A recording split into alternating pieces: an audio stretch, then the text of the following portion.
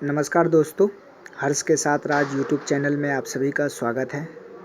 उम्मीद है कि आप घर में स्वस्थ होंगे, साथ में आपकी पढ़ाई अच्छी चल रही होगी। दोस्तों, यूजीसी नेट पब्लिक एडमिनिस्ट्रेशन का ये मेरा नेक्स्ट लेक्चर है। दोस्तों, इस लेक्चर में हम सभी यूनिट 5 जो सिलेबस में दिया हुआ है, तुलनात्मक तथा विकास प्रशासन, उनमें एक टॉपिक है विकास प्रशासन। तो विकास प्रशासन की अवधारणा, प्रकृति, क्षेत्र, उद्देश्य, विशेषता तथा महत्व। तो इस लेक्चर में हम सभी विकास प्रशासन के अवधारणा और प्राकृतिक और क्षेत्र के बारे में पढ़ेंगे। नेक्स्ट लेक्चर में उद्देश्य, विशेषता तथा महत्व के बारे में पढ़ेंगे। मैं ये टॉपिक इस कारण ले रहा हूँ क्योंकि इससे अवधारणात्मक मतलब आपके समझ पर आधारित इस टॉपिक से सवाल पूछे जाते हैं। तो इस कारण मैं इस टॉपिक को अपने लेक्चर में लाया हूँ।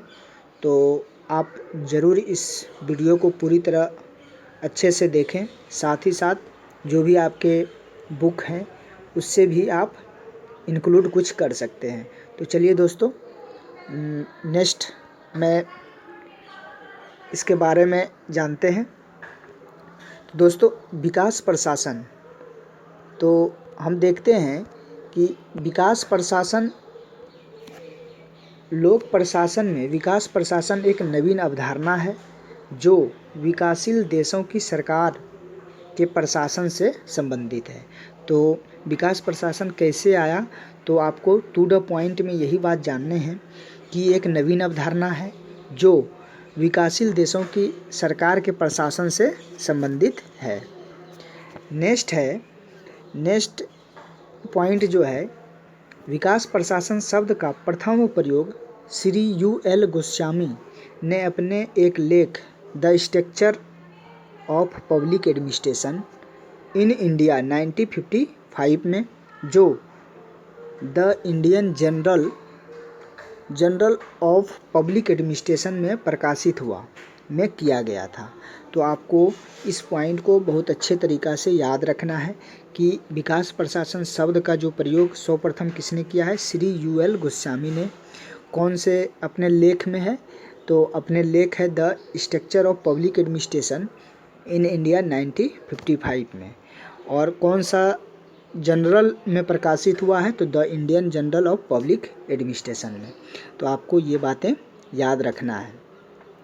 लेकिन दोस्तों, कुछ लोगों की मान्यता यह भी रहा है कि मैं नेक्स्ट पॉइंट में राइट डाउन किया हूँ कि ये जो शब्द है का प्रयोग सर्वप्रथम डोनाल्ड सी स्टोन, अमेरिकी विद्वान हैं, ने सर्वप्रथम विकास प्रशासन नामक शब्द को प्रयुक्त किया है। तो आपको दोनों बातें याद रखनी है, एक साथ दोनों ऑप्शन नहीं रहेंगे। ज़्यादातर एग्ज़ाम में यही पूछा गया है, तो आपको याद रखना, क्योंकि आपको इंडियन एडमिनिस्ट्रेशन से संबंधित है, तो आपको इसी को ध्यान में रखनी है। नेक्स्ट पॉइंट है कि विकास प्रशासन की अवधारणा एवं उपागम को विस्तारित करने का श्रेय एडवर्ड वाइडनर, याद रखना है कौन है, एडवर्ड वाइडनर को जाता है, जिन्होंने इसे लक्षणोन्मुखी और परिवर्तनोन्मुखी प्रशासन माना है। तो ध्यान रखना है कि विकास प्रशासन को विधिवत रूप से विस्तारित करने का श्रेय किसको जाता है, तो एडवर्ड वाइडनर को जाता है। इस कारण इसका श्रेय जो है एडवर्ड वाइडनर को भी जाता है, और इन्होंने लक्षणोन्मुखी और परिवर्तनोन्मुखी प्रशासन माना है विकास प्रशासन को। नेक्स्ट पॉइंट है, विकास प्रशासन पर इरविंग सेवेल्डलो की कृति है, जो अपने development administration concept and problems 1963 प्रथम सार्थक प्रयास मानी जाती है। तो विकास प्रशासन को जो सर्वप्रथम जो कृति आया है, तो वो इरविंग सेवेल्डलो की कृति है, जो बुक का नाम है development administration and concept and problems. आपसे एग्ज़ाम में डायरेक्ट ये पूछा जा सकता है कि development administration concept and problems कब प्रकाशित हुआ, किससे संबंधित है, किसके द्वारा ये कृति लिखा गया है, तो आपको याद ये भी रखनी है। दोस्तों अब इसके विकास प्रशासन के अर्थ और अवधारणा के बारे में जानते हैं। तो अर्थ, मीनिंग और कॉन्सेप्ट, तो कुछ विद्वान हैं जो कि विकास प्रशासन को परिभाषित करने का प्रयास किया है। वैसे बहुत सारे विद्वान हैं, लेकिन मैंने इसमें 2 ही विद्वान को राइट डाउन किया हूँ, क्योंकि ये स्टेटमेंट आपके कोई भी आप जो बुक आपके पास होगी उसमें लिखा होगा, लेकिन ये दोनों का स्टेटमेंट बहुत विकास प्रशासन के जो परिभाषा से बहुत हद तक मिलता जुलता है, और ये एग्ज़ाम में दोनों के स्टेटमेंट डायरेक्ट पूछे गए हैं। तो प्रथम जो है एडवर्ड वाइडनर का है। उन्होंने कहा है कि विकास प्रशासन एक कार्योन्मुखी, लक्ष्योन्मुखी प्रशासनिक व्यवस्था है। यह एक ऐसी प्रक्रिया है जो संगठन को उन प्रगतिशील राजनीतिक, आर्थिक एवं सामाजिक लक्ष्यों की ओर मार्गदर्शन देती है जिन लक्ष्यों को किसी न किसी अधिकृत ढंग से निर्मित किया गया है। तो आपको याद रखना है ये परिभाषा को। नेक्स्ट जो विद्वान हैं जॉन मोंटगोमरी, इनके 3-4 बार एग्ज़ाम में पूछा गया है, कुछ बुकों में नहीं है, लेकिन आपको याद रखनी है। ये इन्होंने कहा है कि आर्थिक क्षेत्र में लाए जाने वाले नियोजित परिवर्तन कृषि तथा उद्योग क्षेत्र में और एक सीमा तक राज्य द्वारा की जाने वाली सामाजिक सेवाएं जैसे स्वास्थ्य में, पेयजल में, आवास में विकास प्रशासन की पर्याय हैं। तो आपको ये दोनों विद्वान के आपको स्टेटमेंट याद रखने हैं, और इनके ये तो बहुत इम्पोर्टेंट है, इसके बार बार पूछे गए हैं जॉन मोंटगोमरी का, तो आप ध्यान में रखें। तो दोस्तों जो विकास प्रशासन के संबंध में जो परिभाषित किया गया है बहुत विद्वानों ने दिया है, उनसे इंक्लूड करके स्पष्ट तौर पर इन बातों निकलती है विकास प्रशासन के बारे में। तो देखते हैं प्रथम पॉइंट क्या निकला। विकास प्रशासन के बारे में कहा जा सकता है प्रशासन के नवीन स्वरूप का परिचायक है। कौन? विकास प्रशासन। नेक्स्ट पॉइंट है कार्य तथा लक्ष्यों के प्रति उन्मुख होना प्रमुख मानता है। कौन मानता है? विकास प्रशासन का कार्य और लक्ष्यों के प्रति उन्मुख होना प्रमुख मानता है। नेक्स्ट पॉइंट है विकासशील राष्ट्रों की मूलभूत आवश्यकताओं तथा समस्याओं से जुड़ा हुआ है। तो ये क्या कहाँ से जुड़ा हुआ है? विकासशील राष्ट्रों के मूलभूत आवश्यकताओं से जुड़ा हुआ है।